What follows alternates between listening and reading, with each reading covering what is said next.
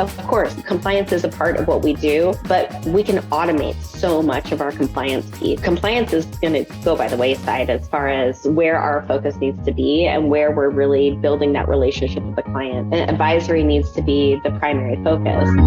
One of the biggest risks we run into as CPAs, tax professionals, firm directors, owners, is that we have a tendency we get through the season and we don't necessarily look back and say, gosh, what didn't work? We get through the season, we breathe a sigh of relief, and we just move on. We get through the summer, we enjoy our summer, we have our vacation, we get through second busy season, so to speak, and year-end planning, and then we're back in it again. We don't always take the time to really go back and look at our standard operating procedures. Where did things break down? Where were the pain points?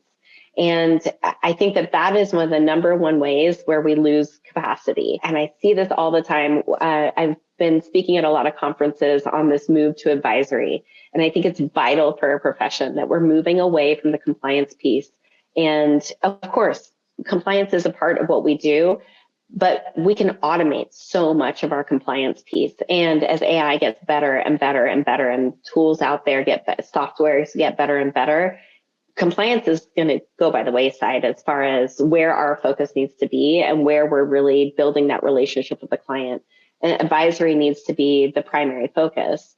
And so I think there's this mindset in a lot of people's heads of they're still doing this calculation of, well, this return takes me this many hours, and so therefore I'm going to charge this much, or, whatever. This is an easy one. I'll just add more and more and more at these rates because they're easy. That's where we get really caught up and where we really lose capacity, because then we don't have the space for those higher value clients. And I was just talking to one of our principals about this today, actually. What we then back ourselves into is we think, oh, I'll just add all these, $500, $800 returns because they're simple and I can knock a ton of them out. But the problem there is that those are never just a simple return, because inevitably at least half those clients are going to contact you during the year and say, oh, by the way, I just have a quick question for you. And 20 minutes later, we're researching something, we're trying to run a projection, and now we're into tax advisory and we're into tax planning. And our time is eaten up by this $500 or $800 client that really should have not probably